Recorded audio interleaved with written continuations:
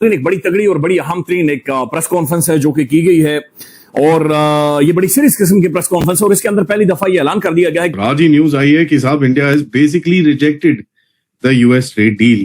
देखिए बहुत टाइम से मैं ये बोल रहा हूँ कि इंडिया कोई ट्रेड डील ट्रू डील नहीं इनके साइन करने वाला। There is nothing gonna happen. Narendra Modi smart आदमी है, इसमें तो कोई शक नहीं है। दरअसल न्यूज एजेंसी ने अपनी रिपोर्ट में दावा किया कि भारत ने अमेरिका के साथ जल्दबाजी में किए जाने वाले अंतरिम व्यापार समझौते को खारिज कर दिया है। भारत अमेरिका के दबाव में आकर कोई ऐसा व्यापार समझौता नहीं करना चाहता जिससे देश के हितों को नुकसान पहुंचे। जिनसे कि हम यूक्रेन जाते हैं, उसके बाद उनकी मौत हो जाती है। He is the guy who used to say कि we will crush your economy. He was the guy who used to say कि 500% टैरिफ लगा देंगे क्योंकि तुम इंडिया से तेल ले रहे हो। तो ठीक है, आज से ट्रेड बंद कर देते हैं। Let's avoid free trade agreement. बोला है ना, भारत ने तो ऑलरेडी बोल दिया we are not willing to, हम अपनी स्पीड से चलेंगे। इसीलिए किया ना, बकवास की वजह से। He goes to Ukraine, comes back and within 3 hours he is dead.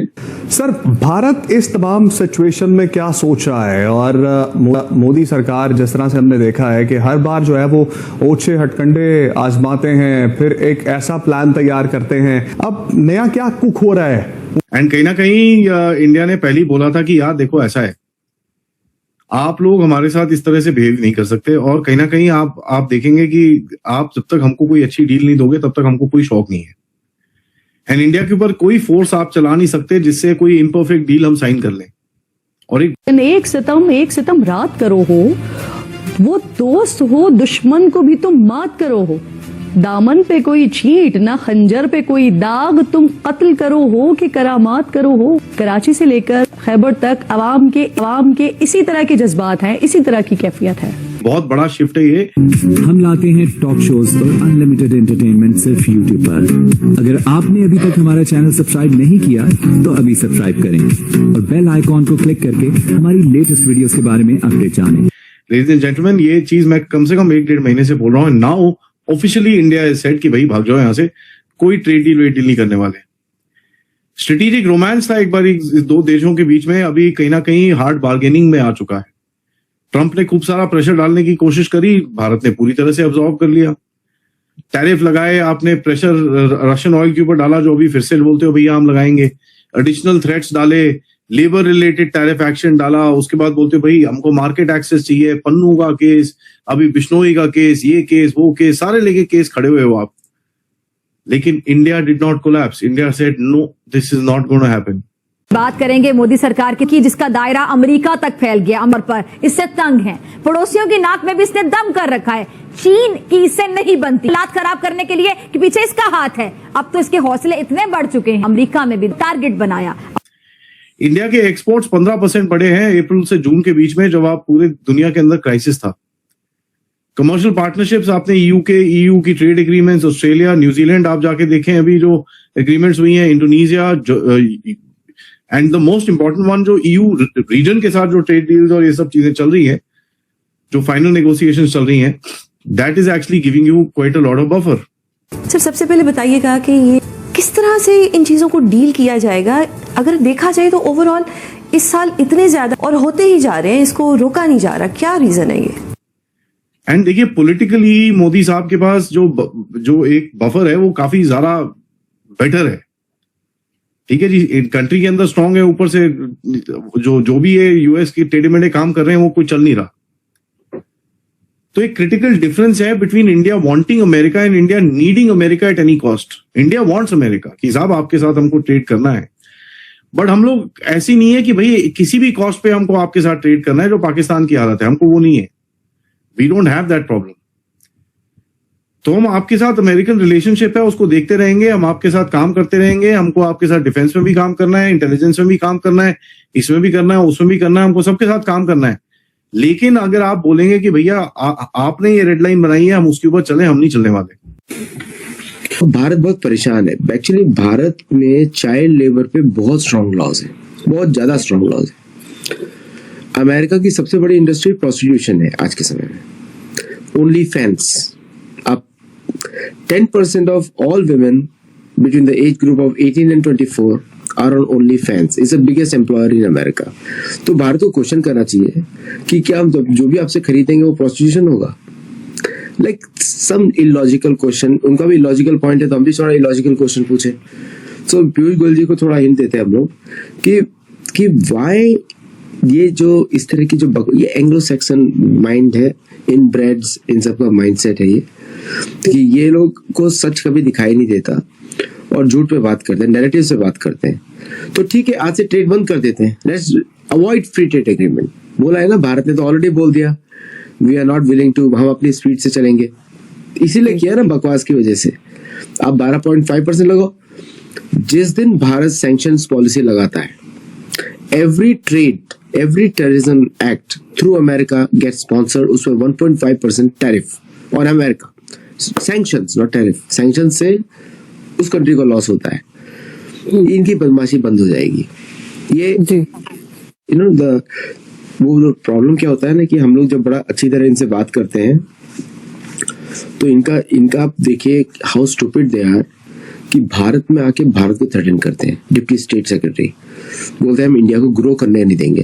तो इंडियंस ने भी सोच लिया हम तो अब तुम्हारे चाहे कितना ही बोल रहे हो, जैसे हिंदी में बोलते हैं ना, अब तुम कुछ भी हिला लो, अब हम ठीक करेंगे।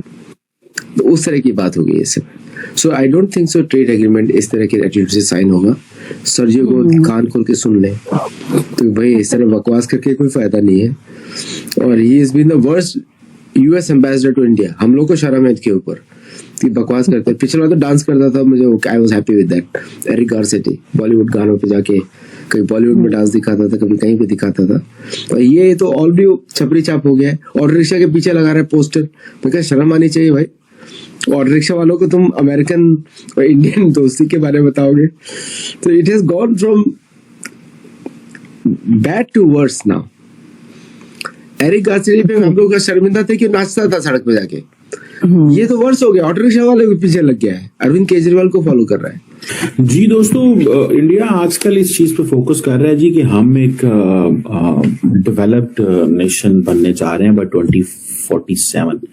ये एक उनका ड्रीम है, ठीक है जी। और इंडिया समझता है कि ये जो समीर सरान है, ठीक है, he talks of this.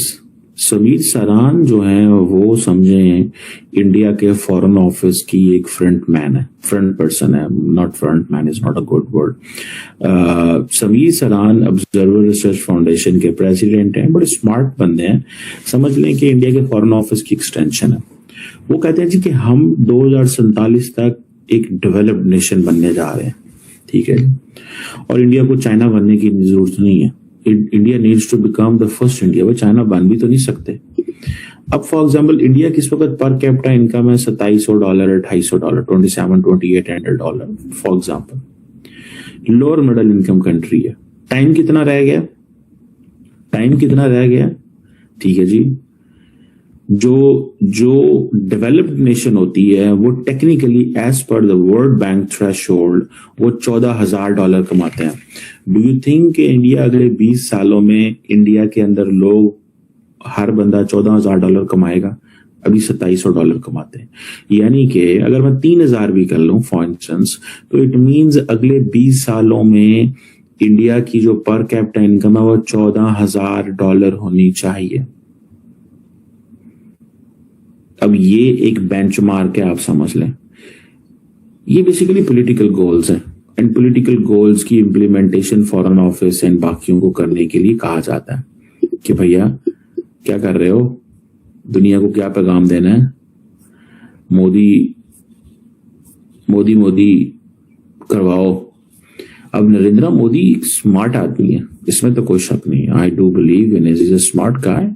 He managed to stay in power for for 14 years, 13 years, and he can manage to stay in power for another many years. India की जो अपॉर्चुनिटी है वो कहते हैं जी आउटसाइड बॉर्डर नहीं है, ये हमारी इंटरनल पॉलिटिक्स है। इंडिया जो है वो ऑलरेडी $400 बिलियन ऐड करता है जीडीपी में। अच्छा, मुझे थोड़ा सा वैसे ये शक है कि ये हमारे दोस्त जो है ना ये गोरख धंधा करते हैं। इसमें कोई शक नहीं है कि India is a developing country, तेजी से डेवलप हो रहा है। लेकिन अगर $400 बिलियन ऐड कर रहा है तो इट मींस कि अगले 10 सालों में तो इंडिया को $4 ट्रिलियन की इकोनॉमी हो जानी चाहिए, यानी कि अगले 10 सालों में इंडिया $8 ट्रिलियन होगा। तो आपको ये वीडियो कैसा लगा कमेंट बॉक्स में जरूर लिखिए। इस वीडियो को लाइक कीजिए, शेयर कीजिए, सब्सक्राइब करना ना भूलिए आपके चैनल EFC और जेड को। मिलते हैं अगली वीडियो में। जय हिंद।